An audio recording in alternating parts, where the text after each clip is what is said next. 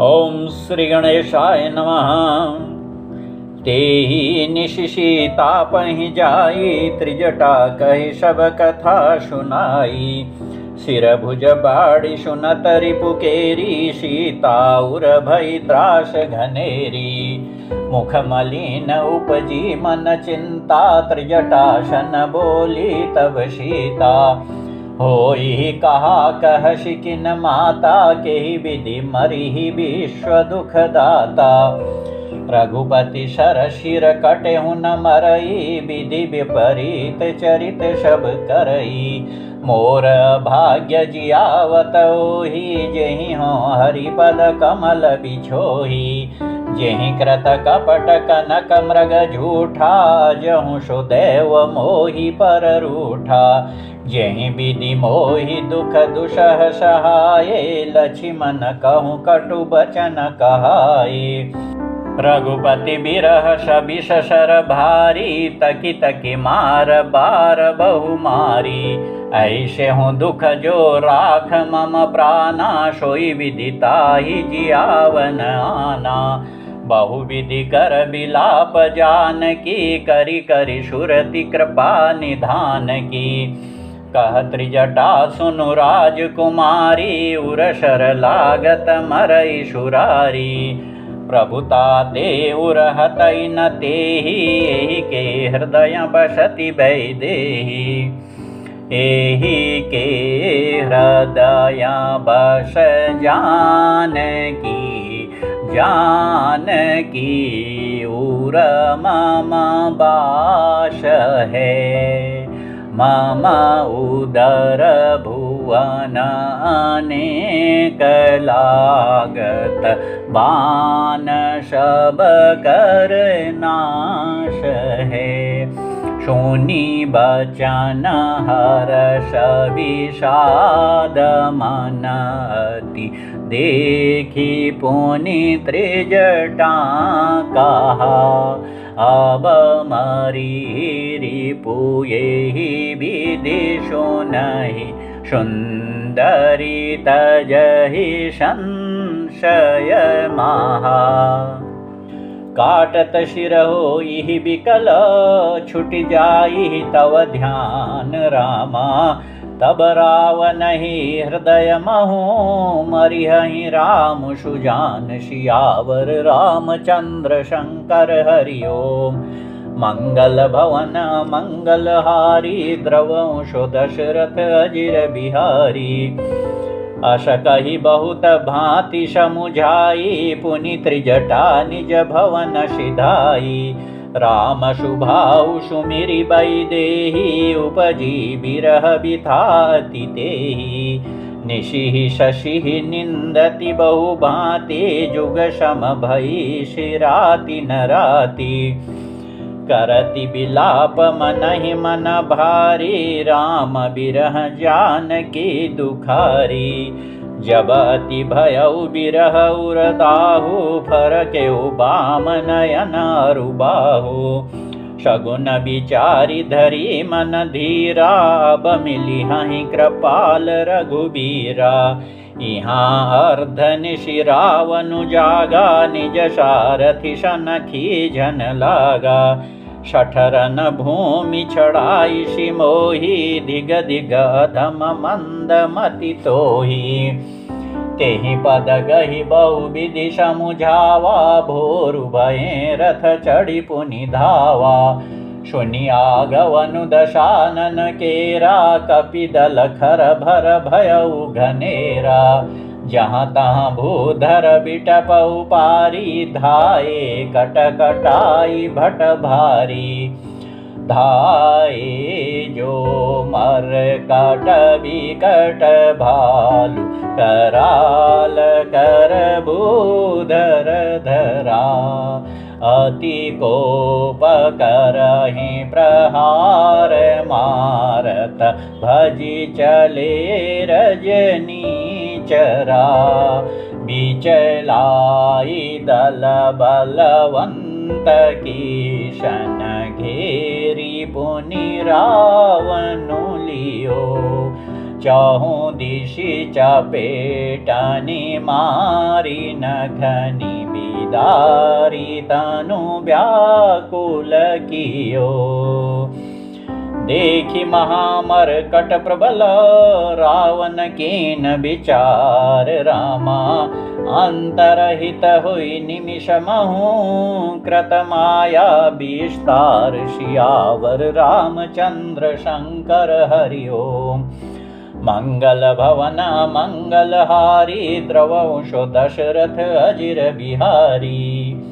जब कीन तेहि पाषंड भये प्रगट जंतु प्रचंड। बेताल भूत पिशाच कर धरे धनु नाराच। जोगिनी गहे कर बाल एक हाथ मनुज कपाल। करि सद्य शोणित पान नाचहि करहि बहुगान। धरु मारु बोलहि घोर रही पूरी धुनि चहुओर। मुख बाई धावहि खान तब लगे कीश परान। जहाँ जाहि मरकट भागी तहाँ बरत देखहि आगी। भये बिकल बानर भालु पुनि लाग बरसे बालु। जहाँ तहाँ थकित करि कीश गरजेउ बहुरी दश शीश।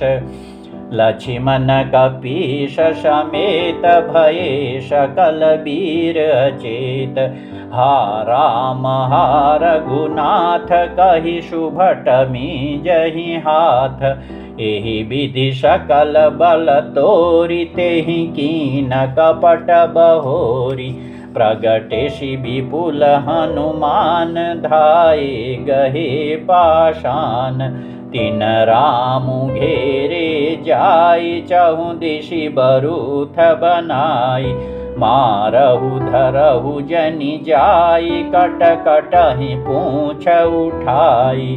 दहाँ दिशि लंगूर बिराज तेहि मध्य कौशल राज। तेहि मध्य कौशल राज सुंदर श्याम तन शोभालहि।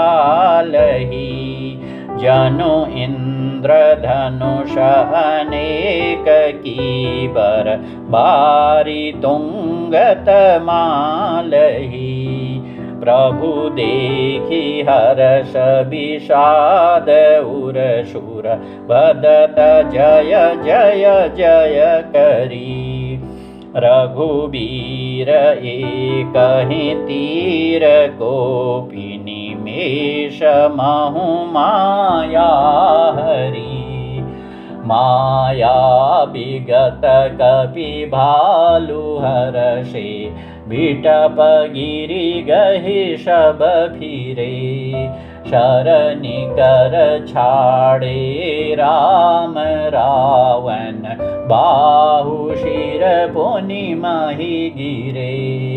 श्री राम रावण समर चरित। अनेक कल्प जो गावहि।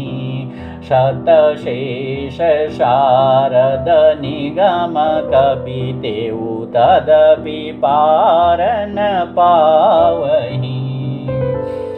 ताके गुणगन कछु कहे जड़मति तुलसीदास रामा। जिमि निज बल अनुरूप ते माछी उड़ई आकाश रामा। काटे शिर भुज बार बहु मरतन भट लंकेश रामा। प्रभु क्रीडत सुर सिद्ध मुनि व्याकुल देखि कलेश। सियावर रामचंद्र शंकर हरि ओम। मंगल भवन अमंगल हारी द्रवंशो दशरथ अजिर बिहारी। काटत बढ़हि शीश समुदायी। जिमि प्रतिलाभ लोभ अधिकाई। मरई न रिपु श्रम भयउ विशेषा। राम विभीषण तन तब देखा। उमा काल मर जाकी इच्छा। सो प्रभु जन कर प्रीति परीक्षा। शुनु शरभज्ञ चराचर नायक प्रणत पाल शूर मुनि सुखदायक नाभिकुंड पीयूष बशया के नाथ जियत रावनु बलता के सुनत विभीषण बचन कृपाला हर्षि गहे कर बान कराला अशुभ हो न लागे तब नाना रोवहि खरस काल बहुश्वाना बोलहि खग जग आरती हेतु प्रगट भये न भजह तह केतु दश दिशि दाह हो न अति लागा भय उपरब बिनु रवि उपरागा मंदोदरी उर कंपति भारी प्रतिमा स्रवहि नयन मगबारी प्रतिमा रुदहि पविपात नभति बात बहडोलति मही बरसहि बलाह करुधिर कचरज अशुभ अतिशक को कही उत्पात अमित बिलोकी नभशूर बिकल बोलहि जय जय शूरश भय जानी कृपाल रघुपति चाप शर जोरत भये खेचि शरासन श्रवण लगी छाड़े शरय कतीश रामा रघुनायक शायक चले मानहु काल फनीश सियावर रामचंद्र शंकर हरि ओम मंगल भवन अमंगल हारी द्रवंशो दशरथ अजिर बिहारी शायक एक नाभिशर शोषा अपर लगे भुज शिर करि रोषा लय शिर बाहु चले नाराचा शिर भुजहीन रुंड महिनाचा धरनि धसई धर धाव प्रचंडा तब शरहति प्रभु कृत दुई खंडा गरजे उमरत घोर रव भारी कहाँ रामुरन हतों पचारी डोली भूमि गिरत दश कंधर क्षुभित सिंधु शरि दिग्गज भूधर धरनि परे उदो खंड बढ़ाई चापी भालु मरकट समुदायी मंदोदरी आगे भुज शीशा धरि शर चले जहाँ जगदीशा प्रविशेष निसंग महु जाई देखि शूरन दुंदुभि बजाई ताशु तेजसमान प्रभुआनन हर्षे देखि शंभु चतुरानन जय जय धुनिपुरी ब्रह्मंडा जय रघुबीर प्रबल भुज दंडा बरसहि सुमन देव मुनि वृंदा जय कृपाल जय जयति मुकुंदा जय कृपा कंद मुकुंद द्वंद हरन शरण सुख प्रद प्रभो खल दल विदारन परम कारण कारुणिक सदा विभो शूर सुमन बरसहि हर्ष संकुल बाज दुंदुभिगह गही संग्राम अंगन राम अंग अनंग बहु शोभालहि शिर जटा मुकुट प्रसून बिच बिच अति मनोहर राजहि जनु नील गिरि पर तड़ित पटल समेत उडुगन भ्राजहि भुज दंड शर को दंड फेरत रुधिर कान तन अति बने जनुराय मुनि तमाल पर बैठी विपुल सुख आपने कृपा दृष्टि करी वृष्टि प्रभु, अभय किए शुर वृंद रामा। भालु की शशब हर्षे, जय सुख धाम मुकुंद सियावर रामचंद्र शंकर हरि ओम। मंगल भवन मंगलहारी, द्रवंशो दशरथ अजिर बिहारी। पति शिर देखत मंदोदरी, मूर्छित बिकल धरनि खसि परी। युवती वृंद रोवत उठि धाई, तेहि उठाई रावण पहियाई। पति गति देखी ते करहि पुकारा, छूटे कछ नहीं बपुष संभारा। पुरताड़ना करहि विधि नाना, रोवत करहि प्रताप बखाना। तव बलनाथ डोल नित धरनी, तेजहीन पावक शशि तरनी। शेष कमठ सहि सकहि न भारा, शोतनु भूमि परे उभरि छारा। वरुण कुबेर सुरेश समीरा, रन सन्मुख धरि काहू न धीरा। भुज बल जितेहु काल जमशाई, आजु परेहु अनाथ की नाई। जगत विदित तुम्हारी प्रभुताई, सुत परिजन बल बरनि न जाई। राम विमुख असहाल तुम्हारा, रहा न को कुल रोअनिहारा।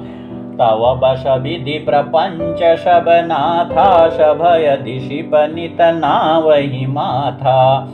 अब तव शिर भुज जम्बुक खाही, राम विमुख यह अनुचित नाही। काल विवश पति कहा न माना, अग जगन्नाथ मनुज करि जाना। जान्यो मनुज करि दनुज कानन, दहन पावक हरि स्वयं। जेहि नमत शिव ब्रह्मादि सुर पिय, भजेहु नहि करुणामयम्। आजन्मते परद्रोहरत पापोग, माय तव तनु अयम्। तुम्हु दियो निज धाम, राम नमामि ब्रह्म निरामयम्। अहह नाथ रघुनाथ क्षमा, कृपा सिंधु नहीं आन रामा। जोगी वृंद दुर्लभ गति, तोहि दीनी भगवान सियावर रामचंद्र शंकर हरि ओम। मंगल भवन मंगलहारी, द्रवंशो दशरथ अजिर बिहारी। मंदोदरी बचन सुनि काना, सुर मुनि सिद्ध शबनि सुख माना। अज महेश नारद सनकादि, जे मुनि बर परमारथ बादी। भरि लोचन रघुपति निहारी, प्रेम मगन सब भये सुखारी। रुदन करत देखी सब नारी, गयौ विभीषण मन दुख भारी। बंधु दशा बिलोकी दुख कीना, तब प्रभु अनुजहि आय सुदीना।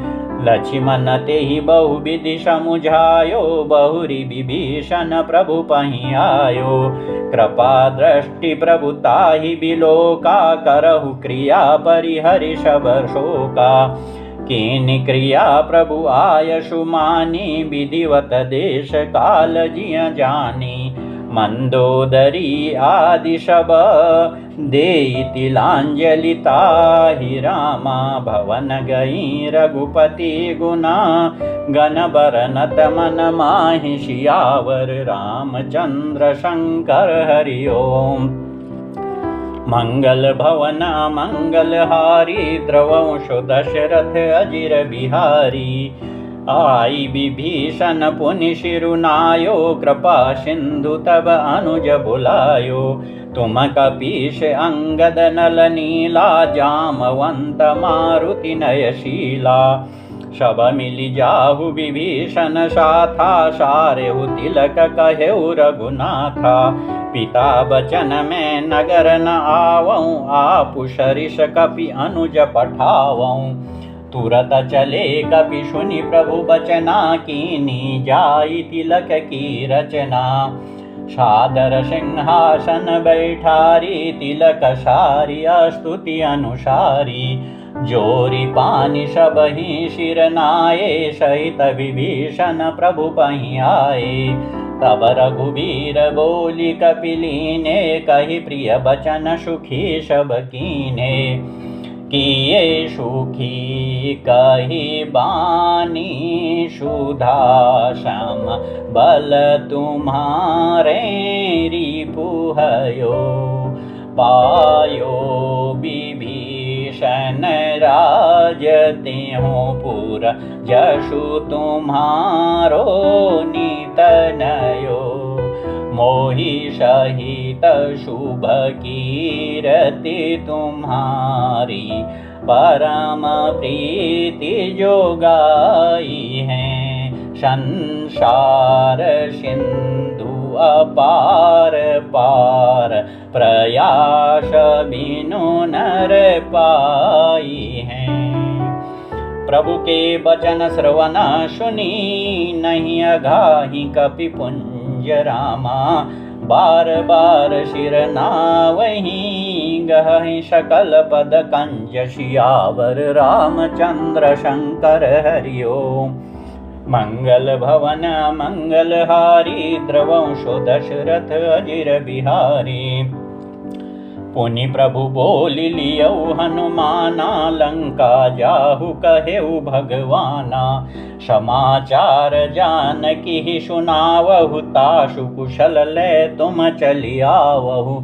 तब हनुमंत नगर महु आए, सुनि निशिचरी निशाचर धाये। बहु प्रकार तिन पूजा कीनी, जनक सुता दिखाई पुनि दीनी।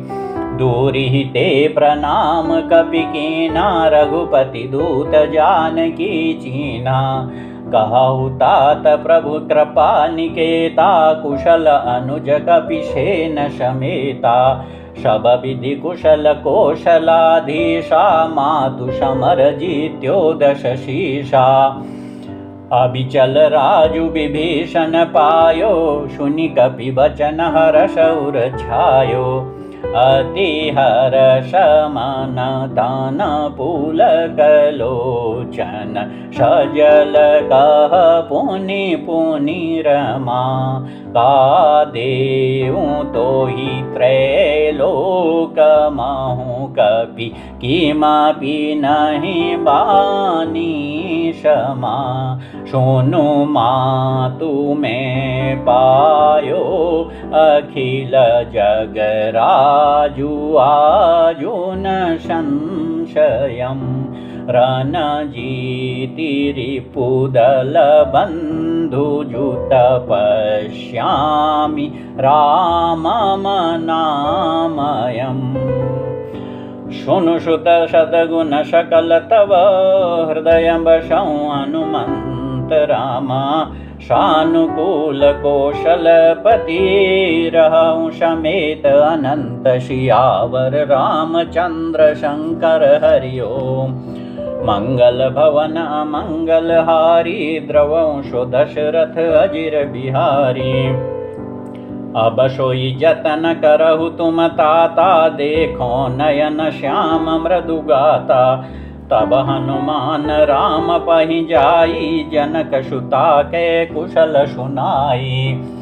सुनि संदेशु भानुकुल भूषण, बोलि लिए जुबराज विभीषण।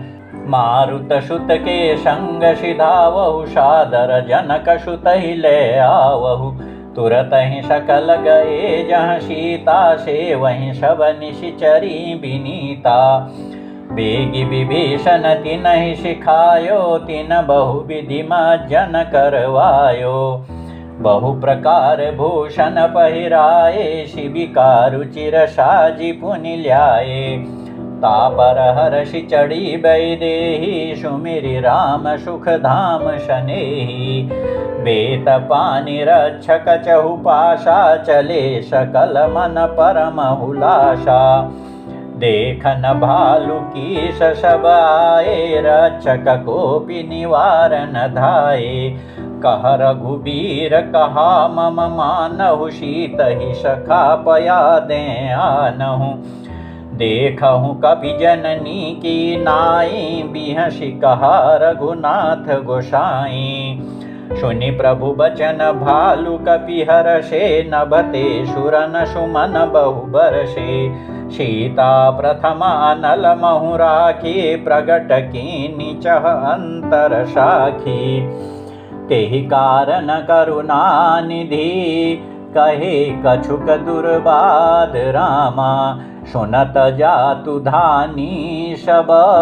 लागी करे विषाद सियावर रामचंद्र शंकर हरिओ मंगल भवन मंगलहारी द्रवंशो दशरथ अजिर बिहारी प्रभु के बचन शीश धरि सीता बोली मन क्रम बचन पुनीता लक्ष्मण होहु धर्म के नेगी पावक प्रगट करहु तुम बेगी सुनि लक्ष्मण सीता के बानी बिरह विवेक धर्म नीति शानी लोचन सजल जोरी कर दो प्रभु सन कछु कहि सकत न होऊ देखि राम रुख लक्ष्मण धाये पावक प्रगटि काठ बहुलाए पावक प्रबल देखि वैदेही हृदय हर्ष नहीं भय कछु तेहि जो मन बच क्रम मम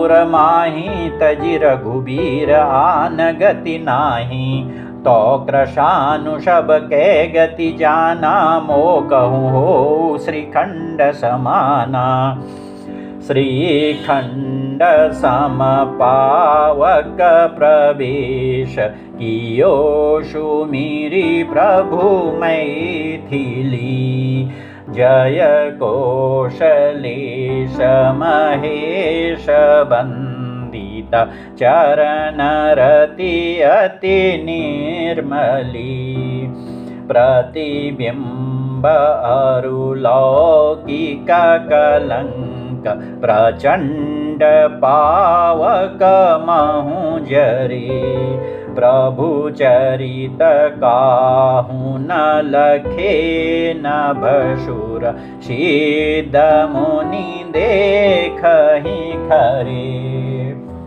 धरि रूप पावक पानी गहि श्री सत्य श्रुति जग विदित जो जिमि क्षीर सागर इंदिरा रामहि समर पियानि शो राम बाम विभाग राजति रुचिर अति शोभा भली नवनील नीरज निकट मानहु कनक पंकज की कली बरसहि सुमन हर्षि सुर बाजहि गगन निशान रामा गावहि किन्नर सुर बधू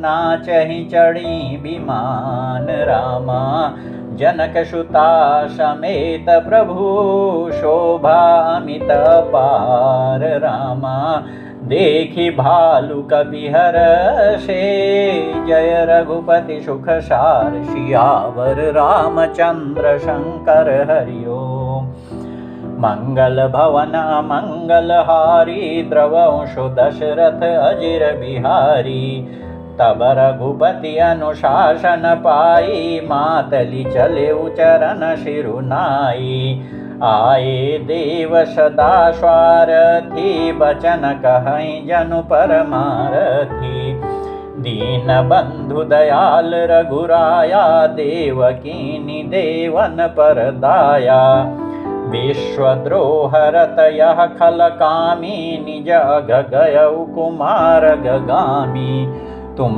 समरूप ब्रह्म विनाशी सदा एक रस सहज उदासी अकल अगुण अज अनघ अनामय अजित अमोघ शक्ति करुणामय मेनक मठ शूकर नरहरि बामन परशुराम बपुधरी जब जब नाथ सुरन दुख पायो नाना तनु धरि तुम्हें नशायो यह खल मलिन सदा सुर द्रोही काम क्रोध मद रत अति कोही अधम शिरोमणि तव पद पावा यह हमरे मन विषमय आवा हम देवता परम अधिकारी स्वार्थ रत प्रभु भगति विसारी भव प्रवाह संतत हम परे अब प्रभु पाहि शरण अनुसरे करि विनती सुर सिद्ध सब रहे जहाँ तहाँ कर जोरी राम अतिश प्रेम तन पुलकी विधि स्तुति करत बहोरि सियावर रामचंद्र शंकर हरि ओम मंगल भवन मंगलहारी द्रवंशो दशरथ अजिर बिहारी जय राम सदा सुख धाम हरे रघुनायक सायक चाप धरे भव बारन दारन सिंह प्रभो गुण सागर नागर नाथ विभो तन काम अनेक अनूप छवि गुण गावत सिद्ध मुनीन्द्र कवि यशु पावन रावण नाग महा खगनाथ जथा करि कोप गहा जन रंजन भंजन शोक भयं गत क्रोध सदा प्रभु बोधमयम् अवतार उदार अपार गुणम महिभार विभंजन ज्ञान घनम अज व्यापकमेकमनादि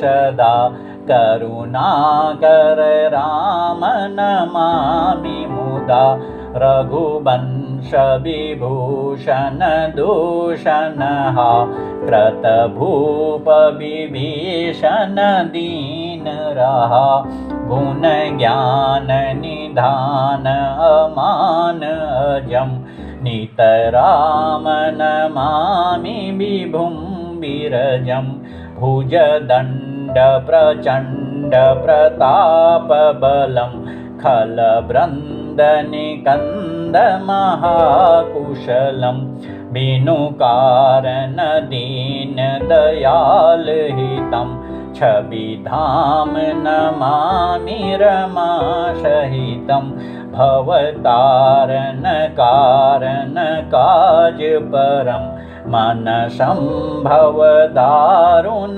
दोषहरम शरचाप मनोहर त्रोणधरम जलजारुण लोचन भूपबरम सुख मंदिर सुंदर श्रीरमणम मदमार मुधा ममता शमनम अनवाद्य अखंडन गोचर गो शबरूप सदा शब होई न गो इति वेद वदन्ति न दंत कथा रवियातप भिन्नम भिन्न जथा क्रतक्रत्य विभोषब बानरये निरखन्ति तवानन सादरये धिग जीवन देव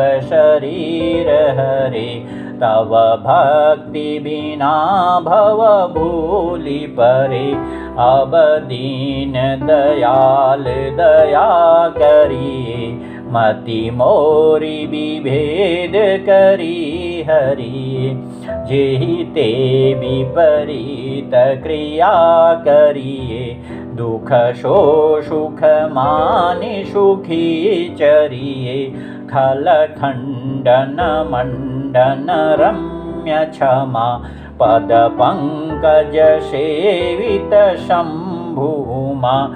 नृपनायक देवर दानमिदं, चरणाम्बुज प्रेमोषदा शुभदम्। विनय कीनि चतुरानना, प्रेम पुलकति गात रामा।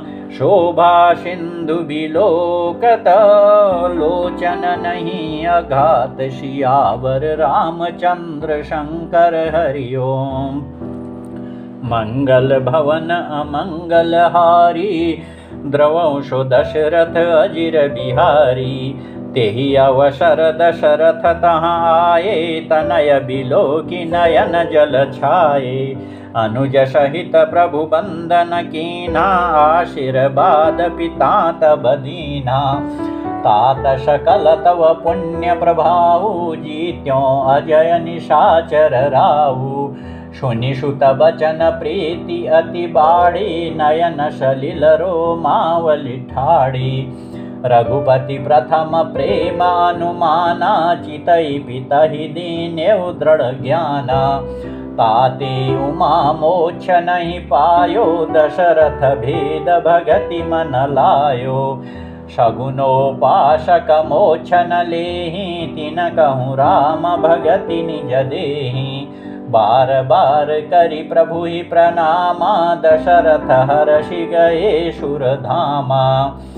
अनुज जानकी सहित प्रभु, कुशल कौशलाधीश रामा। शोभा देखी हर्षि मना, स्तुति कर सुर ईश। सियावर रामचंद्र शंकर हरि ओम। मंगल भवन मंगल हारी, द्रवंशो दशरथ अजिर बिहारी। जय राम शोभा धाम, दायक प्रणत विश्राम। धृत त्रोन बरसर चाप, भुज दंड प्रबल प्रताप। जय दूष नारी खरारी, मर्दन निशाचर धारी। यह दुष्ट मारे नाथ, भये देव सकल सनाथ। जय हरन धरनी भार, महिमा उदार अपार। जय रावनारी कृपाल, किए जातु धान बिहाल। लंकेश अति बल गर्भ, किए वश्य सुर गंधर्व। मुनि सिद्ध नर खग नाग, हठि पंथ सब के लाग। पर द्रोह रत अति दुष्ट, पायो शो फलु पापिष्ट। अब सुनहु दीन दयाल, राजीव नयन विशाल। मोहि रहा अति अभिमान, नहीं को मोहि समान। अब देखी प्रभु पद कंज, गतमान प्रद दुख पुंज। को ब्रह्म निर्गुण ध्याव, अव्यक्त जेहि श्रुति गाव। मोहि भाव कौशल भूप, श्री राम सगुन स्वरूप। वैदेही अनुज समेत, मम हृदय करहु निकेत। मोहि जानिए निज दास, दे भक्ति रमा निवास। दे भक्ति रमा निवास, त्रास हरन शरण सुखदायकम्। सुखधाम राम नमामि काम, अनेक छवि रघुनायकम्। शूरवृन्दरञ्जन द्वन्द्वभञ्जन, मनुजतनु अतुलित बलम्। ब्रह्म ब्रह्मादिशङ्कर सेव्य राम नमामि करुणाकोमलम्। अब करि कृपा बिलो की मोहि आयशु देहु कृपाल रामा।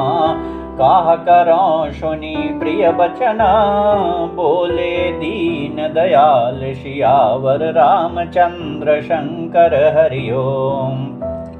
मंगल भवन अमंगल हारी द्रवंशो दशरथ अजिर बिहारी। सुनो सुरपति कपि भालु हमारे परे भूमि निशिचर निज मारे। मम हित लागी तजेन प्राणा सकल जियाउ सुरेश सुजाना।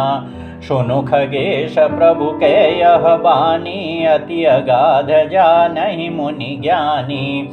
प्रभु शक त्रिभुवन मारि जियाई केवल शक्रहि दीनि बढ़ाई। सुधा बरषि कपि भालु जियाए हर्षि उठे सब प्रभु पहि आए। सुधा वृष्टि भय दुहदल ऊपर जिए भालु कपि नहीं रजनीचर। रामाकार भये तिनके मन मुक्त भये छूटे भव बंधन। सुर अंशिक सब कपि अरुरी छाजिए सकल रघुपति की इच्छा। राम सरिष को दीन हितकारी कीने मुकुट निशाचर झारी। खलमल धाम काम रत रावण गति पाई जो मुनि बर पावन। सुमन बरषि सब सुर चले चढ़ी चढ़ी रुचिर विमान रामा। देखि सुअवसर प्रभु पहि आयउ शंभु सुजान रामा। परम प्रीति कर जोरि जुग नलिन नयन भरि बारी रामा। पुलकित तन गद गद गिरा विनय करत त्रिपुरारि सियावर रामचंद्र शंकर हरि ओम। मंगल भवन मंगल हारी द्रवंशो दशरथ अजिर बिहारी। मामभिरक्षय रघुकुल नायक धृत बर चाप रुचिर कर सायक। मोह महाघन पटल प्रभंजन संशय विपिनानल सुर रंजन। अगुन सगुन गुण मंदिर सुंदर भ्रमतम प्रबल प्रताप दिवाकर। काम क्रोध मद गज पंचानन बसहु निरंतर जन मन कानन। विषय मनोरथ पुंज कंज बन प्रबल तुषार उदार पार मन। भव बारिधि मंदर परमंदर बारय तारय संस्रति दुष्टर। श्याम गात राजीव बिलोचन दीन बंधु प्रणतारति मोचन। अनुज जानकी सहित निरंतर बसहु राम नृप मम उरंतर। मुनिरंजन महिमंडल मंडन तुलसीदास प्रभुतास विखंडन। नाथ जबहि कौशलपुरी होई तिलक तुम्हार रामा। कृपा सिंधु में आऊब देखन चरित उदार सियावर रामचंद्र शंकर हरि ओम। मंगल भवन अमंगल हारी द्रवंशो दशरथ अजिर बिहारी। करि विनती जब शंभु सिधाए तब प्रभु निकट विभीषण आए। नाई चरण शिरु कह मृदुबानी विनय सुनहु प्रभु सारंग पानी। शकुल सदल प्रभु रावण मार्यो पावन जस त्रिभुवन विस्तार्यो। दीन मलिन हीन मति जाति मोह पर कृपा कीनि बहु भांति। अब जन ग्रह पुनीत प्रभु कीजे मज्जनु करिय समर श्रम छीजे। देखी कोश मंदिर संपदा देहु कृपाल कपिन कहु मुदा। सब विधिनाथ मोहि अपनाय पुनि मोहि सहिता वदपुर जाय सुनत बचन मृदु दीन दयाला सजल भये दो नयन विशाला तोर कोश ग्रह मोर शब सत्य बचन सुनु भ्रात राम भरत दशा सुमिरत मोहि निमिष कल्प समजात राम तापस बेश गात कृश जपत निरंतर मोहि राम देखो बेगी सो जतनु करू सखा निहोरऊँ तो ही राम बीते अवधि जाऊ जो जियत न पावऊँ वीर राम सुमिरत अनुज प्रीति प्रभु पुनि पुनि पुलक शरीर राम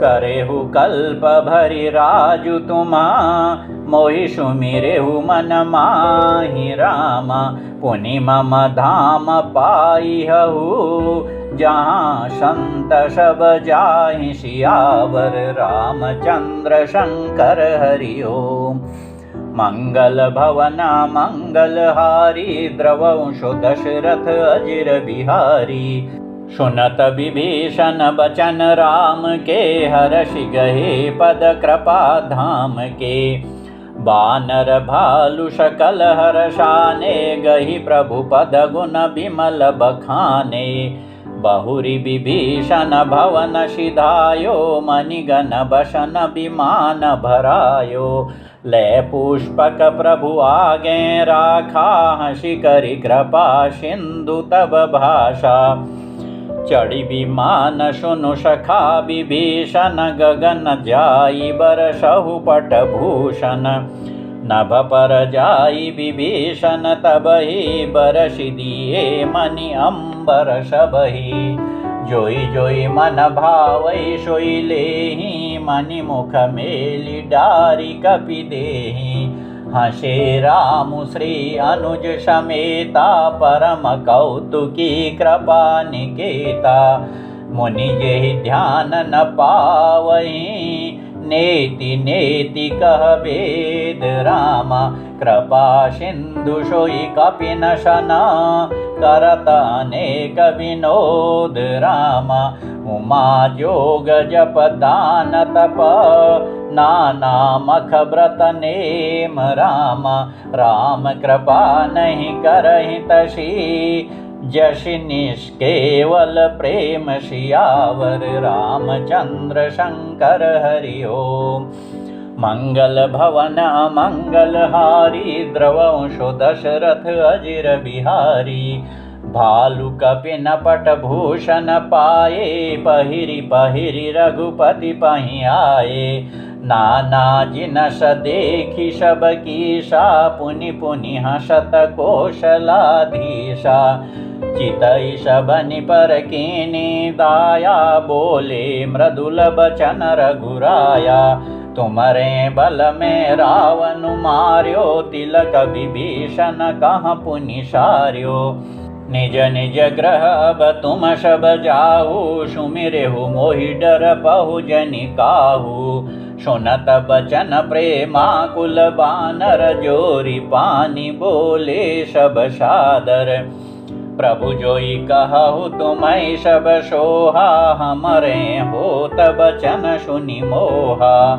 दीन जानि कपि किएश नाथा तुम त्रैलोक ईश रघुनाथा सुनि प्रभु बचन लाज हम मरहि मशक कहूँ खगपति हित करहि देखि राम रुख बानर रीछा प्रेम मगन नहीं ग्रह के इच्छा प्रभु प्रेरित कपि भालु सब राम रूप उर राखि रामा हर्ष विषाद सहित चले विनय विविध विधि भाषि रामा कपिपति नील रीछपति अंगद नल हनुमान रामा सहित विभीषण अपरजे जूथप कपि बलवान रामा कही न सकहि कछु प्रेम बश भरी भरी लोचन बारी राम सन्मुख चितवहि राम तना नयन निमेष निवारि सियावर रामचंद्र शंकर हरि ओम। मंगल भवन मंगल हारी द्रवंशो दशरथ अजिर बिहारी अतिशय प्रीति देखी रघुराई लीने सकल विमान चढ़ाई मन महु विप्रचरण शिरुनायो उत्तर दिशि विमान चलायो चलत विमान कोलाहल होई जय रघुबीर कहै सबु कोई सिंहासन अति उच्च मनोहर श्री समेत प्रभु बैठे तापर राजत राम सहित भामिनी मेरु श्रृंग जनु घन दामिनी रुचिर विमानु चलेउ अति आतुर कीनी सुमन वृष्टि हर्षेशुर परम सुखद चलि त्रिविध बयारी सागर सरसरि निर्मल बारी शगुन होहि सुंदर चहु पाशा मन प्रसन्न निर्मल नभ आशा कह रघुबीर देखुरन सीता लक्ष्मण इहाँ हत्यो इंद्रजीता हनुमान अंगद के मारे रन मही परे निशाचर भारे कुंभकर्ण रावण दो भाई यहाँ हते सुर मुनि दुखदाई यहाँ सेतु बांध्यो अरु थाप्यों शिव सुख धाम रामा सीता सहित कृपा निधि शंभुहि कीन प्रणाम रामा जहाँ जहाँ कृपा सिंधु बना कीन बास विश्राम रामा सकल दिखाए जानकी कहे सबनि के नाम सियावर रामचंद्र शंकर हरि ओम। मंगल भवन मंगल हारी द्रवंशो दशरथ अजिर बिहारी तुरत विमान तहाँ चली आवा दंडक बन जहाँ परम सुहावा कुंभजादि मुनि नायक नाना गए राम सब के अस्थाना सकल ऋषि नशन पाई शीशा चित्रकूट आए जगदीशा तहाँ करी मुनि न केर संतोषा चला विमानु तहाँ ते चोखा बहुरी राम जानकी दिखाई जमुना कलिमल हरनि सुहाई पुनि देखी सुरसरी पुनीता राम कहा प्रणाम करु सीता तीर्थपति पुनि देखु प्रयागा निरखत जन्म कोटि अघभागा देखु परम पावनि पुनि बेनी हरनि शोक हरि लोक निशेनी पुनि देखु अवधपुरी अति पावनि त्रिविध ताप भव रोग नशावनि सीता सहित अवध कहूँ कीन कृपाल प्रणाम रामा सजल नयन तन पुलकिता पुनि पुनि हर्षित राम रामा पुनि प्रभु आई त्रिवेणी हर्षित मज्जनु कीन रामा कपिन सहित विप्रन कहूँ दान विविध विधि दीन सियावर रामचंद्र शंकर हरि ओम। मंगल भवन मंगल हारी द्रवंशो दशरथ अजिर बिहारी प्रभु हनुमंत ही कहा बुझाई धरि बटु रूप अवधपुर जाई भरत ही कुशल हमारी सुनाएहु समाचार ले तुम चली आएहु तुरत पवन सुत गवनत भयउ तब प्रभु भरद्वाज पहि गयउ नाना विधि मुनि पूजा कीनी स्तुति करि पुनि आशीष दीनी मुनि पद बंदी जुगल कर जोरी चढ़ी विमान प्रभु चले बहोरी यहाँ निषाद सुना प्रभु आए, नाव नाव कहाँ लोग बुलाए।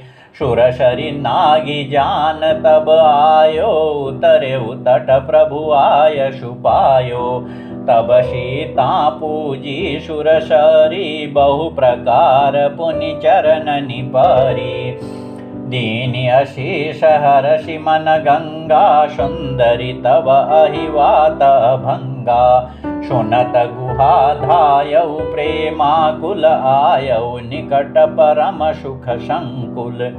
प्रभु ही सहित बिलोकी वैदेही, परेउ अवनि तन सुधि नहीं तेहि। प्रीति परम बिलोकी रघुराई, हरषि उठाई लियो लाई। लियो हृदय लाई कृपा निधान, सुजान राय रमापति। बैठारी परम समीप बूझी, कुशल शोकर बीनती। अब कुशल पद पंकज बिलोकी, बिरंची शंकर सेव्य जे। सुख धाम पूरन काम राम, नमामि राम नमामि ते। सब भांति अधम निषाद सोहरि, भरत जौं उरलाइयो। मति मंद तुलसीदास सो, प्रभु मोह बश बिसराइयो। यह रावनारी चरित्र पावन, राम पद रति प्रद सदा। कामादि हर विज्ञान कर, सुर सिद्ध मुनि गावहीं मुदा। समर विजय रघुवीर के, चरितज सुनहि सुजान रामा। विजय विवेक विभूति निता, तिनहि देहि भगवान रामा। यह कलिकाल मलायतना, मन करि देखु विचार रामा। श्री रघुनाथ नाम तजी, नाहि न आन आधार। सियावर रामचंद्र शंकर हरि ओम। मंगल भवन मंगल हारी, द्रवंशो दशरथ अजिर बिहारी। जय सिया राम जय जय।